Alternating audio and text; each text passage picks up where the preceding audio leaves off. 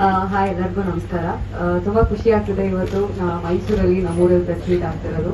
10 ದಿನದಿಂದ sir ಹೇಳ್ತಿದ್ದಂಗೆ shoot ಮಾಡ್ತಾ ಇದ್ದೀವಿ ಅಂಡ್ ತುಂಬಾ ಬೇಗ ಕ್ವಿಕ್ ಕೆಲಸ ನಡೀತಾ ಇದೆ.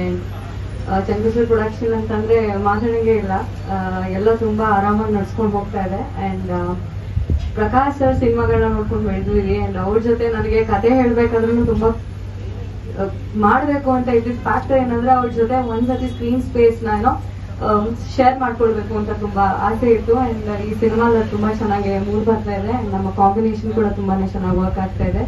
ಕೃಷ್ಣ ಅವರೊಟ್ಟಿಗೆ ನಾನು 2ನೇ ಸಿನಿಮಾ ಲವ್ ಮಾಕ್ಟೇಲ್ ಆದ್ಮೇಲೆ, ಸೊ ಆ ಕಾಂಬಿನೇಷನ್ ಕೂಡ ತುಂಬಾನೇ ಚೆನ್ನಾಗಿ ಬರ್ತಾ ಇದೆ.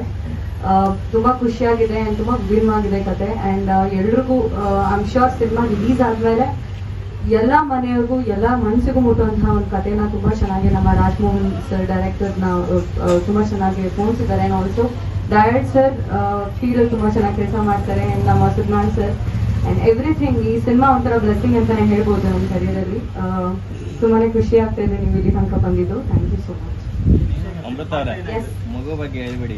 ಮಗು ಬಗ್ಗೆ ಏನ್ ಹೇಳ್ಬೇಕು? ಹೌದಾ, ಅವರು ಸಿನಿಮಾಲಿ ಒಂದು ಸ್ಪೆಷಲ್ ರೋಲ್ ಮಾಡ್ತಾ ಇದ್ದಾರೆ. ಅದು ಸಿನಿಮಾ ನೋಡೋದನ್ನೇ ಸರಿ, ಯಾಕಂದ್ರೆ ಹೆಚ್ಚು ಮಾತಾಡಂಗಿಲ್ಲ ಅಂತ ಹೇಳಿದ್ದಾರೆ ನಮ್ಮ ನಿರ್ದೇಶಕರು. ಸೊ ಜಾಸ್ತಿ ಮಾತಾಡಂಗೆ ಏನು ರಿವೀಲ್ ಮಾಡಂಗಿಲ್ಲ.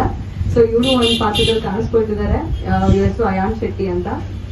ಡೆಫಿನೆಟ್ಲಿ ಇವ್ರು ಸಿನಿಮಾ ನೋಡಾದ್ಮೇಲೆ ಅದಕ್ಕೂ ಆನ್ಸರ್ ಸಿಗುತ್ತೆ.